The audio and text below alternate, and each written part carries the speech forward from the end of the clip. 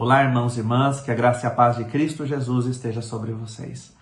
A convite do reverendo José Andrese e do Conselho da Igreja Presbiteriana Independente de Araraquara, temos a alegria de participar com vocês neste momento de celebração. Momento em que a igreja completa 61 anos de existência, nascida no coração de Deus, planejada por Deus e plantada nesta cidade, a fim de trazer vidas ao Evangelho da Salvação de Cristo Jesus.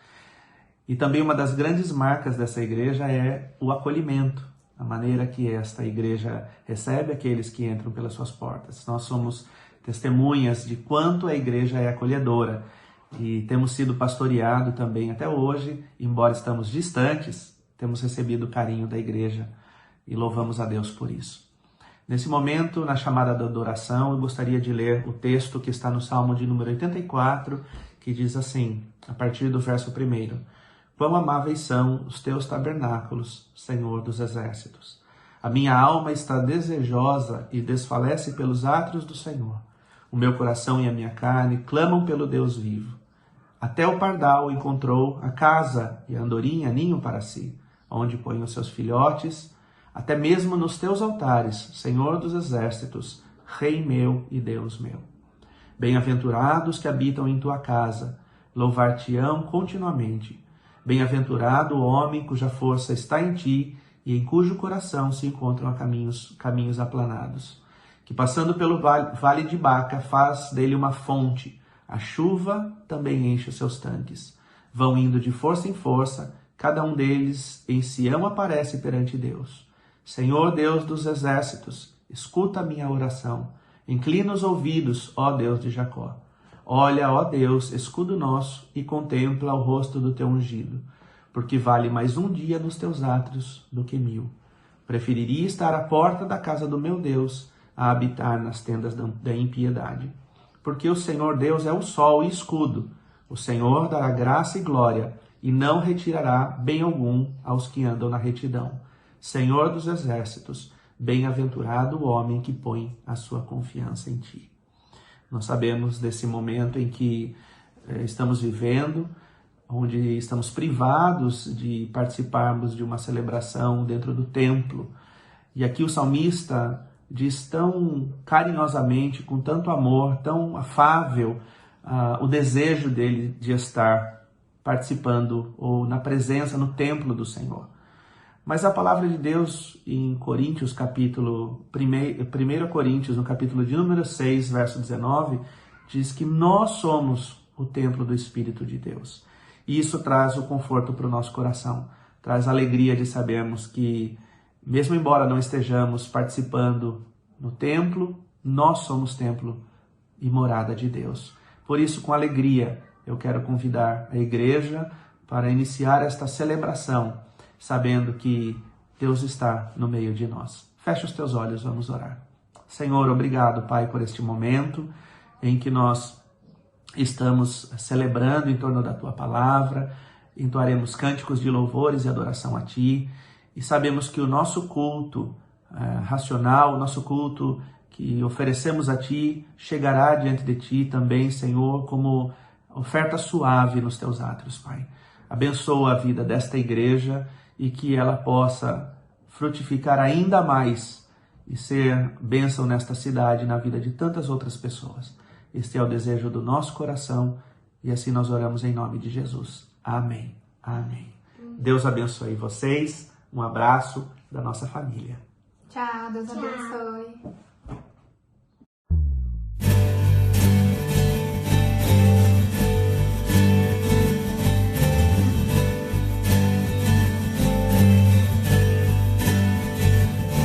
Cantai ao Senhor um cântico novo, cantai ao Senhor todas as terras, cantai ao Senhor, bendizei o seu nome, proclamai a sua salvação,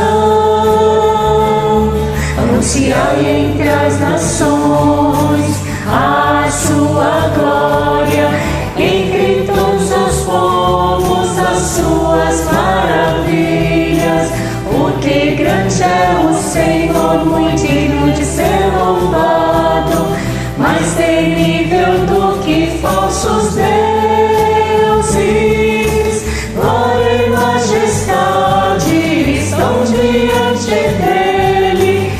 força e formosura no seu santuário, glória e majestade estão diante dele, força e formosura no seu santuário.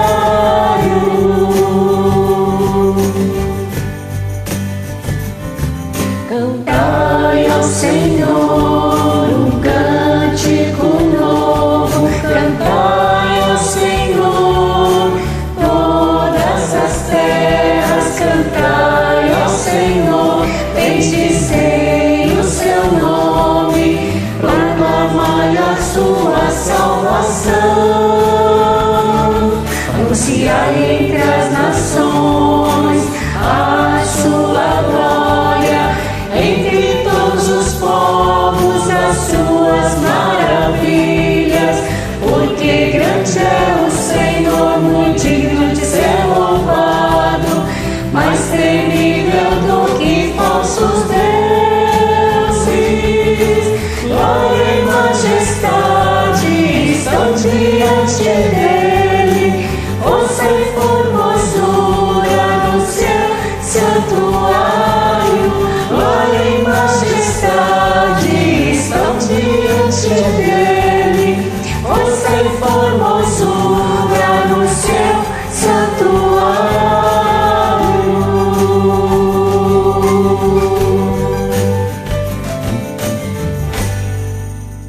Amém.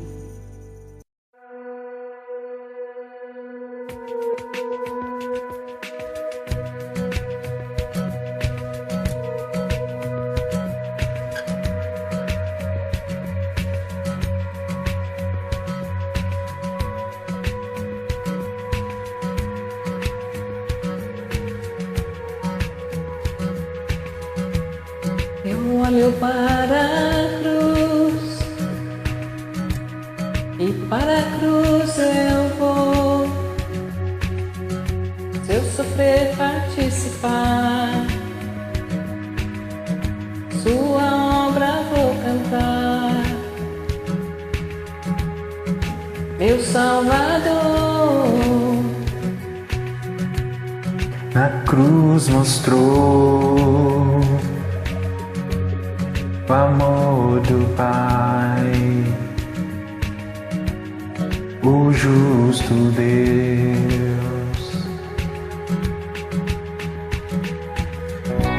pela cruz me chamou, gentilmente me atraiu e eu, sem palavras, me aproximo, quebrantado por seu amor.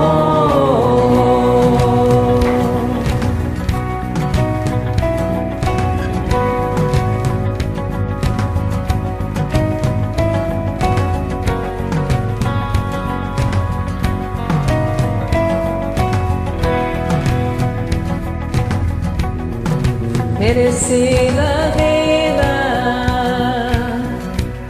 de graça recebi, por sua cruz,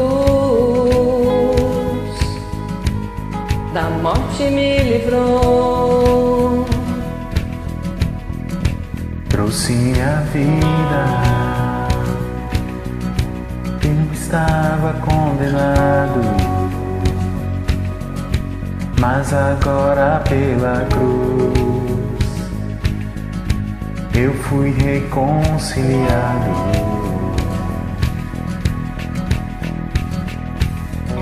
Pela cruz me chamou, gentilmente me atraiu e eu, sem palavras, me aproximo, quebrantado por seu amor.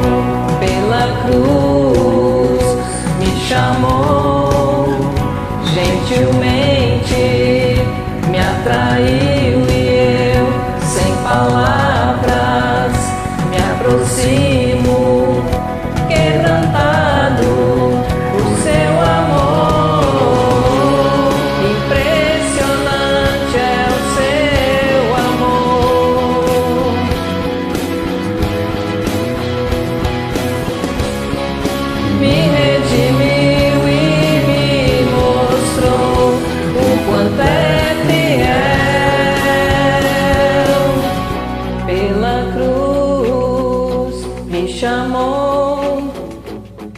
gentilmente me atraiu e eu, sem palavras, me aproximo, quebrantado por seu amor. Os chamou, gentilmente me atraiu. Sem palavras, me aproximo, quebrantado por seu amor. Pela cruz me chamou, gentilmente me atraiu e eu, sem palavras, me aproximo, quebrantado por seu amor.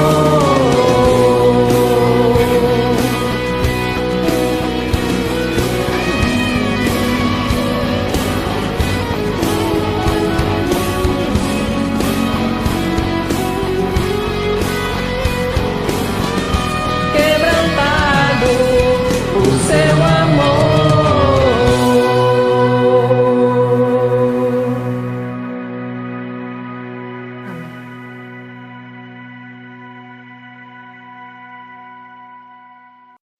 Mais fora. Jesus deixa claro que seu objetivo maior é chamar os pecadores a fim de que se arrependam dos seus pecados. Jesus investe, sim, tempo e treinamento àqueles com os quais caminha há tempos, aos que vivem a palavra intensamente, mas a caminhada com seus liderados se dá sempre no movimento mais fora. A palavra é vivida pelos discípulos na sociedade, priorizando os que não fazem parte da cultura religiosa. Todos em missão, para fora, levando Jesus Cristo à sociedade.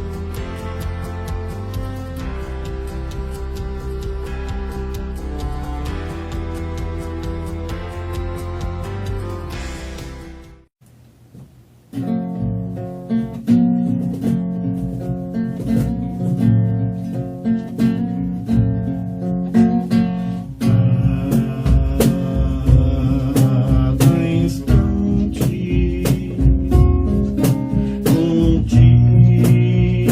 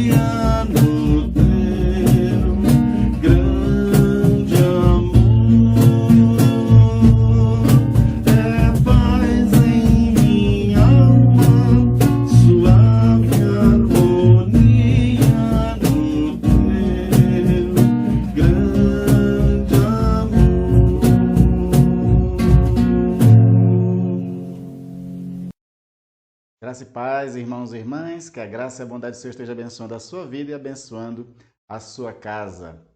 É um momento agora muito precioso de darmos ouvido à palavra de Deus. Momento para a gente parar o coração, uma vez que a gente já louvou a Deus, já o glorificou, já agradeceu a Ele por todas as coisas, mas agora Ele também tem bênçãos para nós por intermédio da pregação da palavra, uma palavra que transforma e que nos incentiva principalmente a viver uma vida espiritual profunda.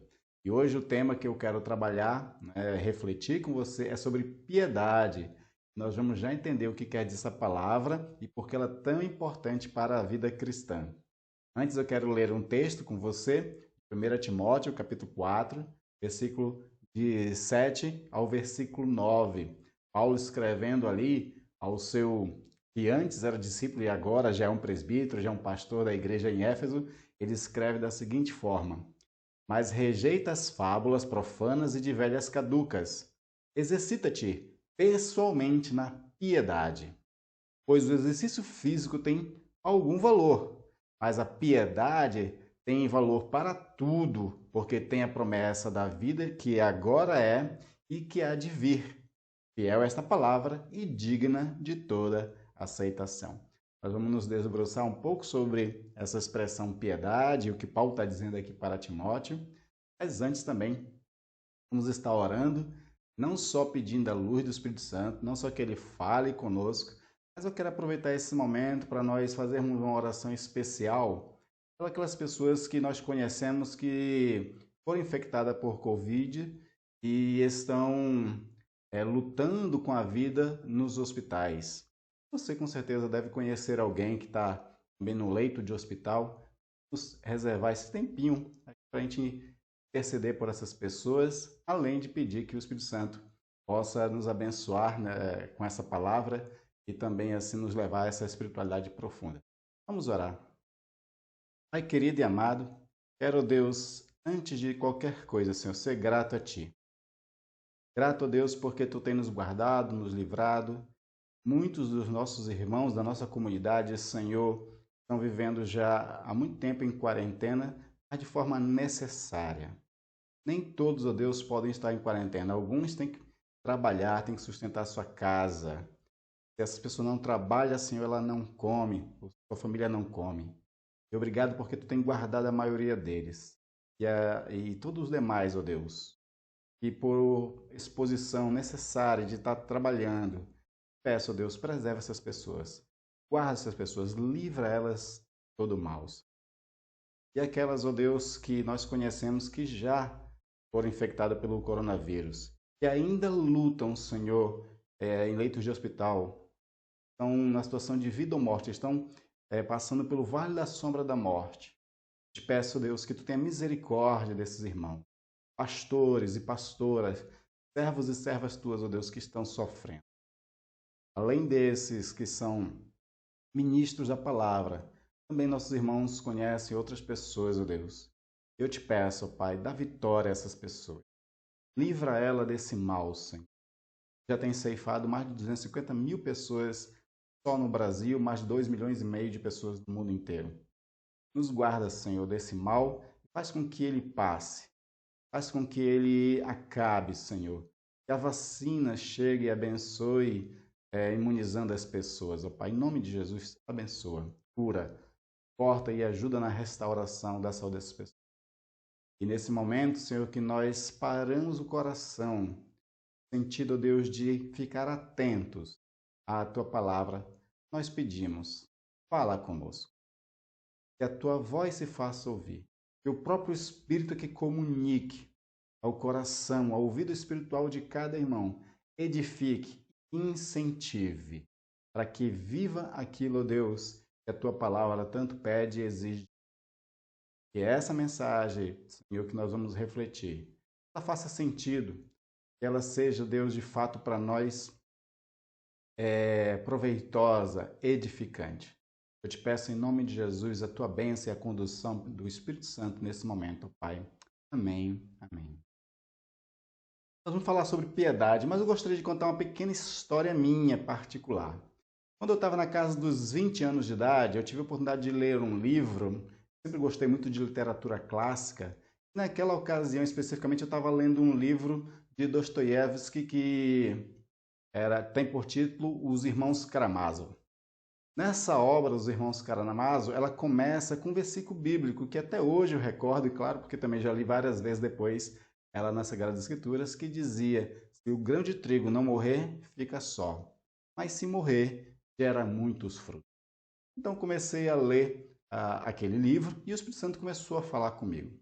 Mas uma das coisas que me chamava muita atenção naquele livro era um dos irmãos Karamazov.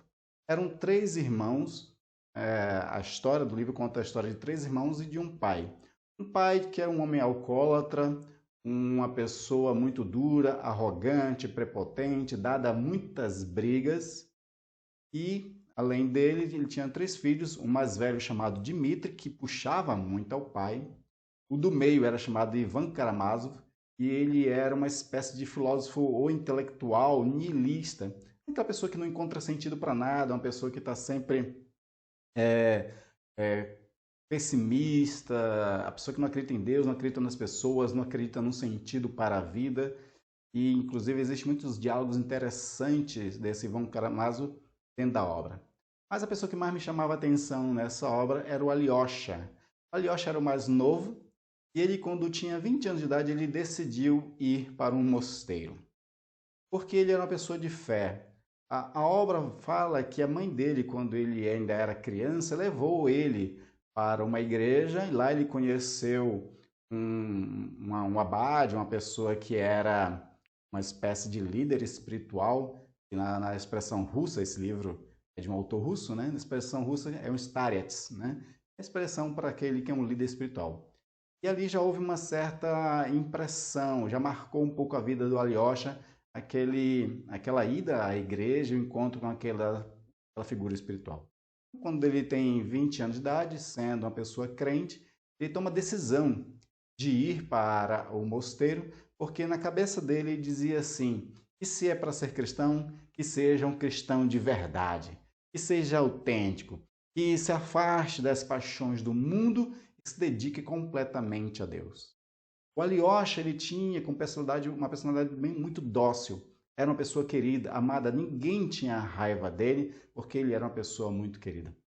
E é interessante isso, que mesmo ele tendo muitos aspectos já de uma pessoa que se considerava um cristão, ainda assim ele toma a decisão de viver uma vida cristã mais autêntica.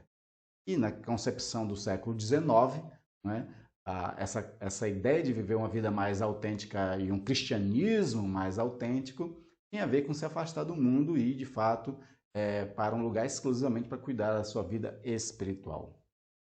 Essa obra ela falou muito ao meu coração, e por conta dela foi quando eu também busquei me congregar numa igreja, viver uma espiritualidade bem mais profunda. Espiritualidade profunda, dedicar-se a uma vida autêntica com Deus, isso é o que quer dizer piedade. A palavra piedade, por exemplo, no dicionário, ela tem 2 significados importantes. O primeiro delas, ela é no aspecto da devoção, do amor pelas coisas religiosas, por uma vida de espiritualidade. O outro lado da palavra piedade, também no dicionário, pode ser usado como compaixão pelo sofrimento alheio, comiseração, sentir dó e misericórdia das pessoas. Por exemplo, Jesus conta uma parábola de uma pessoa que era pecadora, que estava orando, e essa pessoa batia no peito e dizia: Deus tem de piedade de mim. Ou seja, ele estava pedindo que Deus tivesse misericórdia dele, né? Então ela tem esses 2 significados. Mas o principal significado que a Bíblia dá sobre piedade é a ideia de que nós temos que ter uma consciência prática das coisas de Deus para todos os aspectos da nossa vida. Quando a gente tem essa consciência de que a nossa vida está permeada por Deus, tanto dirigindo a nossa vida, cuidando das nossas vidas, alimentando nossas vidas, nos guardando, isso faz com que nós também nos voltemos mais para esse Deus. E ao voltar-se mais para esse Deus, é viver uma vida mais piedosa. Piedade é a virtude que descreve nosso relacionamento certo para com Deus. E a Bíblia fala muito dessa questão da piedade, de nós voltarmos realmente para aquilo que Deus quer, para aquilo que Deus se propõe propõe para as nossas vidas. E aí nós vamos ver algumas questões muito interessantes. Nós podíamos aqui descrever várias coisas que você poderia fazer para poder ter uma vida mais piedosa. Mas eu quero trabalhar algumas básicas. Então, eu vou tratar de 5 coisas aqui que você pode fazer para que você tenha essa vida mais piedosa, a qual Paulo também fala para Timóteo. Quando Paulo estava escrevendo Timóteo, já estava no finalzinho ali daquela primeira carta que ele escreve. Então, Paulo traz algumas advertências para ele. E aí, nessas advertências, Paulo diz o seguinte para Timóteo: olha, rejeita as fábulas profanas, as coisas antigas, rejeita aquilo que realmente não é verdadeiro. E aí diz: exercita-te pessoalmente na piedade. A ideia de exercita é de realmente você dedicar um tempo para a prática. Quando nós vamos para uma academia ou fazer uma caminhada numa praça, nós estamos nos exercitando. Se a nossa sociedade moderna se interessa tanto pelo culto ao corpo, para ter uma saúde, para ter um corpo saudável, um corpo mais com força, ela pratica exercícios. Da mesma forma, a vida espiritual precisa praticar exercícios também. Então, Paulo recomenda Timóteo a fazer esses exercícios espirituais, esse exercício de piedade, e aí ele traz uma comparação dizendo que o exercício físico ele tem algum valor. Algumas tradições dizem que tem pouco valor, mas tem. Exercício físico é necessário, é recomendado pelos médicos, para que a gente possa melhorar a nossa saúde e ter um vigor físico melhor.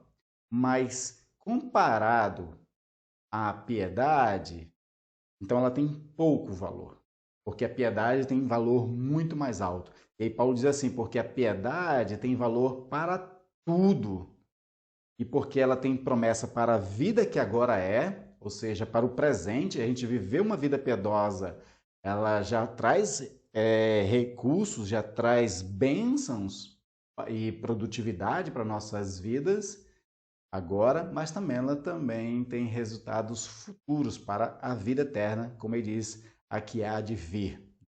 E aí Paulo finaliza essa primeira parte com essa recomendação dizendo: fiel esta palavra digna de toda aceitação. É fiel o que eu estou te dizendo. Te segura nisso, porque isso é digno de inteira aceitação. Então, Paulo está querendo dar uma ênfase aqui para Timóteo que ele realmente considere isso muito importante e que venha a ser prática na sua vida. E o que seria prática para a vida de Timóteo? A primeira coisa que Paulo coloca para uma vida piedosa, também os outros autores bíblicos trabalham a mesma questão, é a oração. Paulo recomenda a Timóteo a orar. Paulo recomenda que a gente gaste tempo em oração. Na verdade, ele diz aos Tessalonicenses, e uma coisa bem interessante, ele diz assim que nós devemos orar e é sem cessar. A 1 Tessalonicense, capítulo 5, versículo 17, fala sobre isso, orai sem cessar. No 18 e 19, ele continua dizendo o seguinte: em tudo deem graças, porque esta é a vontade de Deus para com vocês em Cristo Jesus. A graça também é um tipo de oração, né? E aí ele finaliza no versículo 19, não apaguem o Espírito.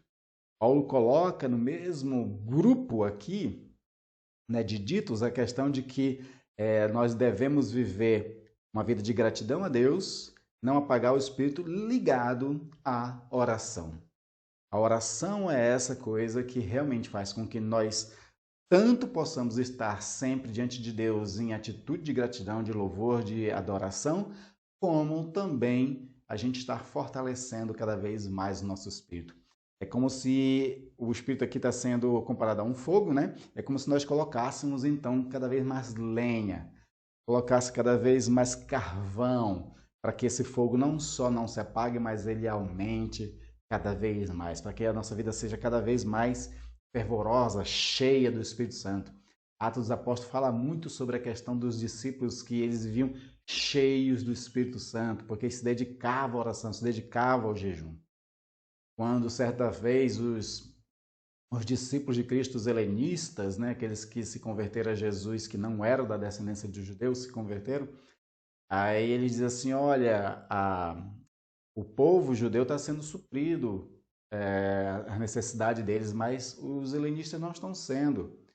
E aí Pedro responde, não fica bem nós deixarmos o ministério da palavra e da oração para servir as mesas.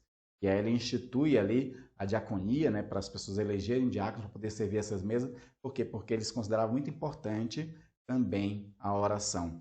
Não que servir a mesa, ser diácono, ser diaconisa ou fazer esse trabalho não fosse importante. Era crucialmente importante, tanto que foi instituído o ministério.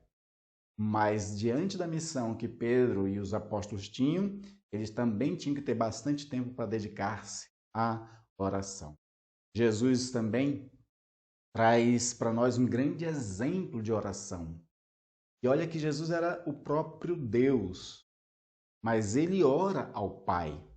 Ele dedica-se à oração ao Pai. Então nós temos registrado em Marcos, capítulo 1, versículo 35, um momento desse que Jesus se dedica à oração, quando ele diz assim, tendo se levantado de madrugada, quando ainda estava escuro, Jesus saiu e foi para um lugar deserto e ali orava, ou seja, Jesus ele acordava mais cedo, antes dos trabalhos, porque Jesus trabalhava e trabalhava duro, ele fazia curas, libertava pessoas, ficavam fazendo viagens de cidade em cidade para abençoar vidas, mas antes disso tudo, acordava mais cedo, se dedicava à oração para nos deixar o exemplo.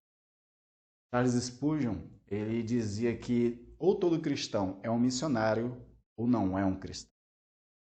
Eu posso usar essa palavra da mesma forma para a oração. Ou todo cristão ora, ou ele não é um cristão. Porque é inadmissível um cristão viver sem oração, sem a relação com aquele que nos salvou, sem essa relação de intimidade que a oração proporciona. Quando existe amor de nós, filhos, salvos por Deus, para com Deus, nós buscamos a face dele. Todos aqueles que oram, todos aqueles que buscam, serão encontrados pelo Senhor. Essa é a promessa que ele mesmo faz através dos profetas. Segunda coisa muito importante para uma vida piedosa é que nós devemos depositar toda a nossa confiança na graça do Senhor.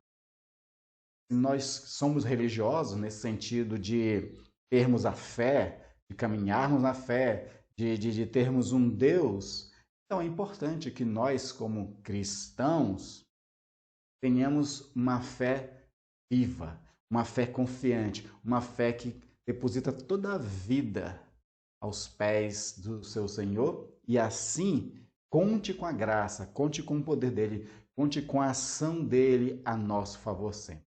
Isso faz que, no mínimo, que nós venhamos a descansar nele, faz no mínimo que a gente consiga se alegrar nele. É interessante que Paulo, em várias cartas, ele sempre diz assim, alegrai-vos. Ele diz isso aos filipenses, mas diz também aos tessalonicenses. Ele diz, em tudo se alegrem. Essa alegria para o cristão no mundo de perseguição, no mundo de sofrimento, de adversidades, de pandemia, de depressão, falta de emprego, nesse mundo onde nós temos muitas aflições, a alegria só é possível quando nós confiamos no Senhor. Então, essa confiança total é depositar a nossa vida totalmente aos cuidados de Deus. Nós precisamos fazer isso para que as pessoas olhem para nós e elas vejam que nós estamos sendo cuidados por Deus. Isso gera fé nelas também, isso gera interesse nelas também. Mas eu quero ler para você um salmo, do Salmo 103, versículo 19, que diz algo muito importante para aqueles que confiam no Senhor. Diz assim, nos céus o Senhor estabeleceu o seu trono e o seu reino domina sobre tudo. Como não confiar num Deus onde ele estabelece o trono dele nos céus e domina sobre todas as coisas? Se ele domina, então ele está no controle da sua vida, está no controle das situações adversas que acontecem. E a nossa confiança nele faz com que a gente possa gozar da graça dele. Porque, como eu já falei em outras mensagens, Deus não se alegra daquele que não tem fé. Deus se aborrece, inclusive, daquele que não. Porque aquele que se aproxima de Deus é necessário que creia que ele existe e que galardoa aqueles que o buscam. Está registrado lá em Hebreus. Então, nós precisamos realmente confiar nesse Senhor Todo-Poderoso. Ainda Provérbios, capítulo 3, versículo 4 e 5, diz algo muito precioso, onde o autor diz, você encontrará favor e boa compreensão diante de Deus e das pessoas. Confie no Senhor de todo o seu coração e não se apoie no seu próprio entendimento. Ele está dizendo duas coisas muito importantes. Primeiro, que ele diz assim, que nós encontraremos favor e compreensão da parte de Deus. Deus, ele vai nos favorecer, porque ele nos compreende. Ele sabe que nós somos pó, que nós somos cinza, que nós somos fracos. E por isso que ele abençoa. Do outro lado, nós é que temos que reconhecer a nossa fraqueza, quando ele diz assim, confie no Senhor de todo o seu coração e não se apoie no seu próprio entendimento. Tem gente que não se acha fraca, tem gente que se acha forte e aí confia somente em si mesmo. E quando vem uma situação que ela não sabe dar conta, ela desaba, ela fica destruída, ela começa a sofrer emocionalmente porque ela começa a ver que ela não era tão forte assim. Nós cristãos temos a nossa força no Senhor. Já dizia lá Samuel, né, que a força do Senhor, aliás, a alegria do Senhor é a nossa força. É o Senhor quem nos fortalece. Paulo, quando estava passando por um momento difícil, ele orou ao Senhor 3 vezes. A resposta de Jesus foi, a minha graça te basta. Então, meus queridos, confie no Senhor. E esse Paulo que descobriu que bastava contar com a graça do Senhor para superar toda a dificuldade, ele mesmo escreve em 1 Coríntios 15, 57. Graças a Deus que nos dá a vitória por meio do nosso Senhor Jesus Cristo. Graças a Deus que nos dá a vitória por intermédio do nosso Senhor Jesus. Ele é quem nos dá a vitória em todas as coisas. Por isso que na oração nós temos que sempre dar graças ao Senhor, porque é Ele quem nos dá a vitória. Terceira coisa muito importante para uma vida piedosa, para essa intimidade mais profunda com Deus, é continuar e tendo uma vida contínua de estudo da Palavra de Deus. A Palavra de Deus é o presente, é um dom que Deus deu à humanidade, e principalmente a nós que cremos nele, para que ouçamos a sua voz. Tem muitas pessoas que oram para ouvir audivelmente a voz de Deus, mas essas buscas, às vezes, elas perdem um pouco o sentido, porque Deus já falou. E essa fala de Deus ficou registrada. E ali tem falas para a vida inteira. A gente pode passar a vida inteira ouvindo Deus através das Sagradas Escrituras. E cada vez que nós vamos estudar as Sagradas Escrituras, Deus faz com que essa palavra fale alguma coisa nova para nós, porque ela se renova a cada manhã. O seu significado renova-se a cada manhã. Ela é polissêmica, ela tem várias vozes e ela também tem vários significados, porque o Espírito Santo ele pode nos dar um entendimento de um texto para nós uma vez de uma forma no dia e no outro dia, aquele mesmo texto, ele pode falar algo novo para nós dentro de uma outra palavra ali que a gente não tinha prestado atenção, ou que não era realmente daquele momento para nós. Eu costumo dizer que no estudo bíblico existem 2 tipos, né? Tem um estudo bíblico técnico, que é o que os teólogos, os pastores também, estudiosos fazem, que é usar exegese, hermenêutica e outras ferramentas de análise bíblica, e ali para extrair, né, a intencionalidade do autor e fazer ali uma interpretação do texto. E é válido esse método. Mas tem um outro método também muito importante, também válido, que é a leitura, o estudo devocional. Aquele que nós fazemos quando a gente senta, né, para ouvir Deus. E aí sem técnica, sem ferramentas, sem nenhum recurso, o Espírito Santo fala conosco através daquilo, nos alimenta, nos fortalece a alma, nos direciona, porque ela se torna lâmpada e mostra para nós o caminho que devemos seguir. Mas ela, por ser lâmpada, ela também revela, às vezes, algo em nós, a qual nós precisamos abandonar, porque a palavra tem a função de querer corrigir, repreender, exortar também. É isso que Paulo diz lá, mostra, né, que toda a palavra é inspirada por Deus e pronta para corrigir, exortar, repreender, mas também nos conduzir na justiça. Essa palavra, ela é pão, ela é o maná de Deus. Então nós temos que estudá-la continuamente. E aí você conhece aquele texto, Salmo 1, onde diz assim, bem-aventurado o homem que não anda segundo o conselho dos ímpios, né? Não se assenta na roda dos escarnecedores, aquela coisa toda, mas antes tem o seu prazer na lei do Senhor. Tem o prazer na palavra de Deus e na sua lei, na sua palavra, medita de dia e de noite. Então nós precisamos meditar sempre na palavra de Deus, de dia e de noite. Também o Salmo 63, versículos 5 e 6 diz o seguinte: como de saborosa comida se farta a minha alma, e com júbilo nos lábios a minha boca te louva. No meu leito, quando de ti me recordo, e em ti medito durante as vigílias da noite.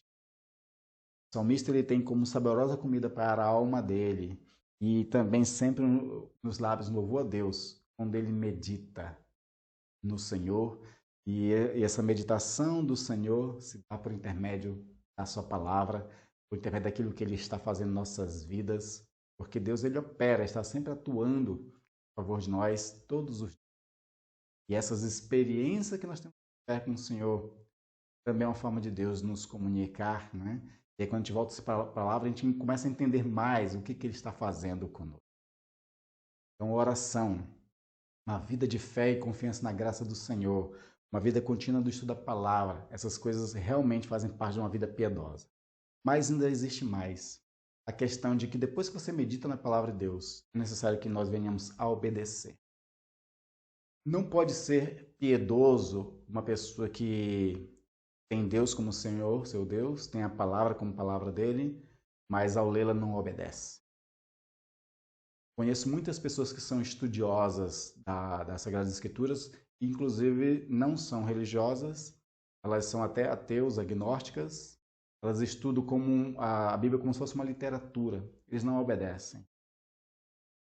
O que caracteriza a pessoa quando ela é piedosa, servo mesmo de Deus, que tem uma vida espiritual autêntica, é quando ele busca ser obediente às Sagradas Escrituras.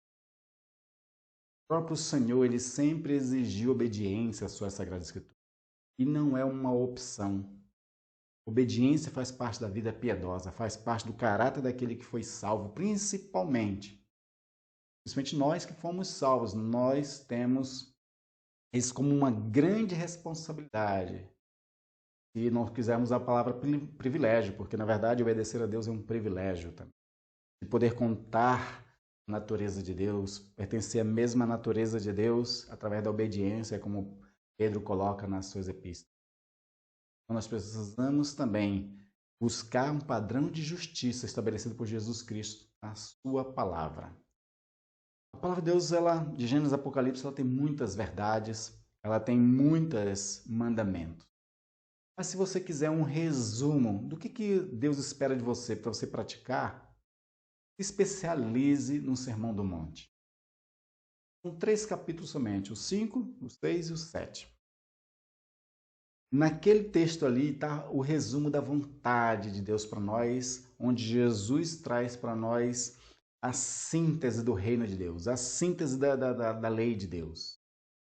Então, se nós nos especializarmos ali, estudando ela sempre e praticando, nós vamos estar agradando a Deus, obedecendo a Deus. E Jesus diz o seguinte: se vocês me amam, guardareis os meus mandamentos.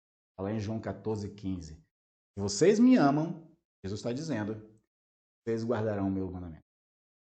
Então, leia o Sermão do Monte, pratique obedecer. Tem uma coisa bem interessante para a vida de pessoas que querem ser profissional em alguma área, e a recomendação é o seguinte: para cada 1 hora de estudo, tem que ter 8 horas de prática. Isso está nos anais dos livros para profissionais que querem se tornar grandes profissionais em qualquer área das vendas, da medicina, psicologia, do direito. Então, eles tinham que dedicar diariamente 1 hora de leitura e 8 horas de prática. Diz que com 1000 horas, juntando leitura e prática, você consegue se tornar um excelente profissional. Está no mais alto nível de profissional. Vamos pegar essa mesma realidade, essa mesma técnica para a vida espiritual.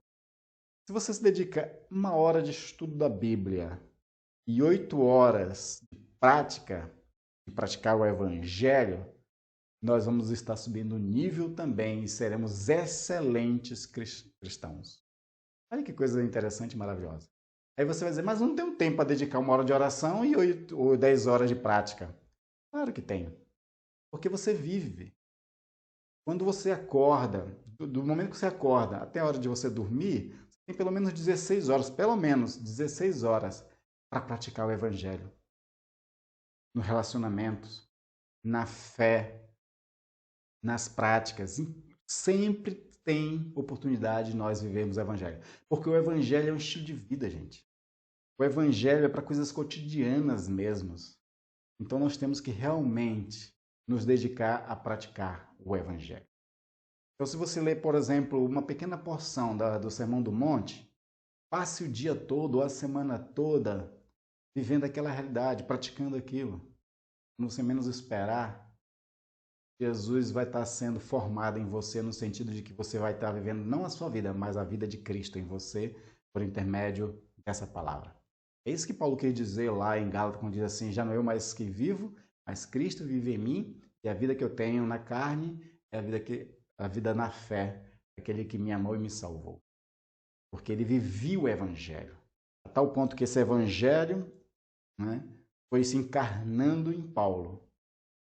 E o Evangelho é o próprio Cristo. Jesus é a palavra, Jesus é o verbo. Então, quando a gente mais pratica a palavra, essa palavra vai se encarnando em nós. Ela toma forma em nós. E nós passamos a ser a imagem de Jesus Cristo. Isso que é uma coisa muito importante para a nossa compreensão sobre obedecer o Evangelho. É porque a gente encarna ele. A gente torna ele, de fato, vivo. E assim, as pessoas podem ver o Evangelho através das nossas vidas. Mas eu quero também citar mais um texto ainda sobre a obediência da palavra, baseado em Lucas 11, 28, onde diz o seguinte, ele, porém, respondeu, né, antes bem-aventurados são os que ouvem a palavra e as guardam. Jesus ele estava ensinando a palavra do reino, e alguém diz assim, bem-aventurado és tu, ou bem-aventurado a mulher que te gerou. Aí Jesus diz isso. Antes, bem-aventurados são os que ouvem a palavra de Deus e as guardam. Obedecer a palavra de Deus e guardar é considerado pelo próprio Jesus mais importante e é mais feliz do que aquela pessoa que gerou Jesus. Olha que coisa interessante e maravilhosa. E por último, a quinta coisa para que a nossa vida espiritual, a nossa vida de piedade, ela seja verdadeira e autêntica em nossas vidas, é nós contribuirmos com a missão do Senhor. Porque todos os salvos em Cristo Jesus, todos nós recebemos uma missão. Todos nós recebemos uma responsabilidade. A todos nós foi dado do Espírito Santo. Quando recebemos do Espírito Santo, algum dom se manifesta em nós. E nós temos que usar para contribuir no reino, para fazer com que o reino cresça, o evangelho se expanda e a missão de Deus aconteça no mundo. Então nós temos essa responsabilidade. E existem muitas formas de nós contribuirmos com a missão. Tem uma das frases famosas que diz que nós podemos contribuir na missão de 3 formas. A gente pode ir, ser um evangelista, ser um missionário, ser um pastor. Nós podemos orar para que a missão aconteça, para que conversões de vidas aconteçam. E nós podemos contribuir, né, bancando financeiramente. Eu quero ler um texto para você de Paulo aos Coríntios, que ele diz o seguinte, é 2 Coríntios capítulo 9, ele diz assim, cada um contribua segundo tiver proposto no coração, não com tristeza ou por necessidade, porque Deus ama a quem dá com alegria. Deus pode fazer-vos abundar em toda graça, a fim de que, tendo sempre, em tudo, ampla suficiência, superabundeis em toda boa obra. Como está escrito, distribuiu, deu aos pobres, a sua justiça permanece para sempre. Mas Paulo continua dizendo, ora, aquele que dá semente ao que semeia, que é Deus, né? E pão para alimento, também suprirá e aumentará a vossa sementeira, e multiplicará o fruto de vossa justiça, enriquecendo-vos em tudo, para toda generosidade, a qual faz que, por vosso intermédio, sejam tributadas graças a Deus. Porque o serviço desta assistência não só supre a necessidade dos santos, mas também redunda em muitas graças a Deus. Paulo está falando aqui de uma contribuição para a missão do Senhor. Essa contribuição pode ser financeira e pode ser com ações práticas. Participar da missão do Senhor caracteriza também uma pessoa que vive uma vida piedosa. Porque O Senhor deixou mandamentos para que o Evangelho, né, chegasse até os confins do mundo, para que a missão acontecesse, para que a palavra nunca fosse deixada de pregar. Então, nós podemos fazer isso com nossas vidas, no sentido de realmente separar-nos para o ministério, ou podemos fazer isso contribuindo e orando por aqueles que trabalham na linha de frente da missão. Faz parte da característica cristã, também daquele que vive uma vida piedosa, também se interessar pela missão do Senhor, contribuir com essa missão. É crucialmente importante que todos nós estejamos envolvidos de alguma forma na missão do Senhor. Porque assim como o Senhor nos salvou e Ele usou pessoas para isso, usou recursos para isso, nós temos agora também que ajudar, ser cooperadores na missão do Senhor, para que a missão continue se expandindo e alcance muito mais vidas. E às vezes vidas de pessoas não na África ou nos países muçulmanos, em qualquer outro lugar do mundo, mas às vezes vidas que estão próximo de você, próximo da sua casa, do seu trabalho, escola, enfim. Né? Tem muitas pessoas que precisam ser alcançadas. E nós temos que nos interessar por essa missão. Amém, queridos? Para nós concluirmos essa mensagem, relembrar que a vida piedosa autêntica deve ser uma busca de todo crente que ama a Deus sinceramente. Então, a oração, né? A confiança e a fé total na graça de Deus, o estudo da palavra do Senhor são coisas muito importantes para a nossa vida espiritual e também a obediência às Sagradas Escrituras e cumprir a missão do Senhor. São 5 aspectos que caracterizam uma pessoa piedosa. Existe muito mais ainda, mas que se nós pelo menos praticarmos essas 5, já vamos poder ser considerados homens e mulheres que, ao olharem para nós, e o próprio Senhor se agradará de nós por vivermos santa e piedosamente. Mesma coisa que Paulo recomendou a Timóteo, né? Exercite pessoalmente na piedade. Sejamos piedosos, orando, depositando nossa fé no Senhor, dando nossa palavra, vivendo em obediência e cumprindo a missão. Que Deus os abençoe. Vamos orar, encerrando e agradecendo a Deus por tudo. Pai amado e querido, muito obrigado, Senhor, pela Tua palavra que é luz para o nosso caminho. E ela nos ilumina, nos exorta continuamente a vivermos uma vida piedosa. Que as pessoas, ao olharem para nós, elas não vejam somente cristãos nominais, aqueles cristãos que não são praticantes, mas que eles olhem para nós e vejam cristãos piedosos, praticantes da palavra, dedicados à oração, dedicados à obediência, tendo uma vida de fé autêntica e que faz a tua missão. Nos ajuda nisso, ó Pai. Que o próprio Espírito nos conduza a essa vida de piedade, uma piedade que te agrada, uma piedade verdadeira, Senhor. Uma piedade, Senhor, que nos torna mais íntimos de Ti, mais cheios do Espírito Santo. Em nome de Jesus. Como eu orei, Senhor, no começo dessa mensagem, esteja abençoando meus irmãos e irmãs, ó Deus, que estão com Covid. Mas quero orar pelos meus irmãos e irmãs também, Senhor, que têm outras necessidades, outras pessoas que estão enfermas de outras doenças. Que a Tua mão curadora cure cada pessoa dessas. Alguém que está aflito, alguém que está ansioso, deprimido, abatido de espírito, Senhor. Que Tu seja a cura, Tu seja o conforto, a força desse irmão e dessa irmã. Em nome de Jesus. Pai Santo, não deixe que nada falte aos meus irmãos e irmãs, que eles sejam supridos em todas as necessidades que eles têm. Em nome de Jesus. Seja abençoado. Pai Santo, dá vitória. Sabes, ó Deus, a luta que cada um passa. E nós precisamos da Tua ajuda, do Teu auxílio. Demonstrando uma vida de piedade, Senhor, que se caracteriza pela nossa fé e confiança total a Ti.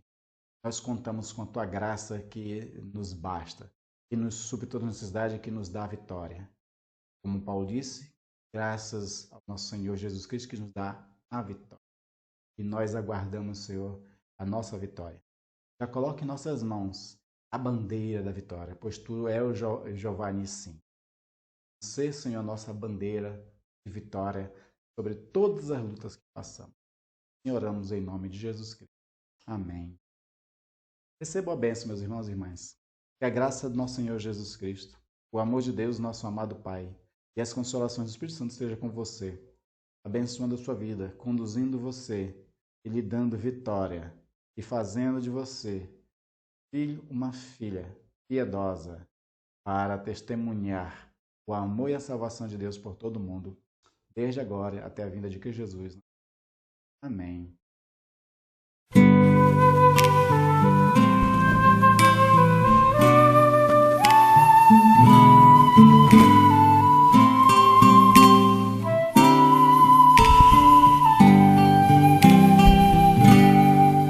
Em fervente oração, vem o teu coração na presença de Deus derramar. Mas só pode fluir o que estás a pedir quando tudo deixares faltar. Quando tudo perante o Senhor estiver e todo teu ser Ele controlar, só então has de ver que o Senhor tem poder quando tudo deixares faltar.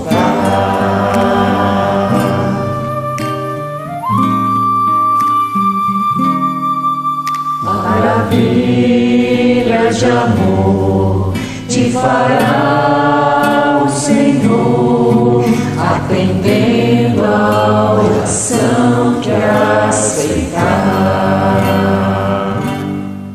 Seu imenso poder te virá socorrer quando tudo deixares faltar.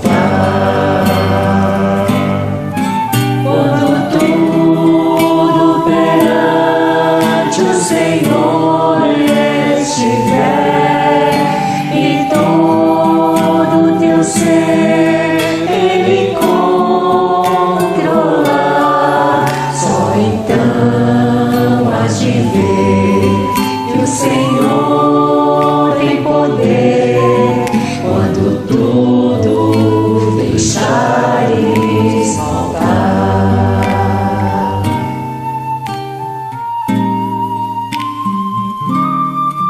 Se orares, porém, sem o teu coração, terá paz que o Senhor pode dar. Foi por Deus não sentir e tua alma se abriu, tudo deixando no altar. Quando tudo perante o Senhor estiver e todo teu ser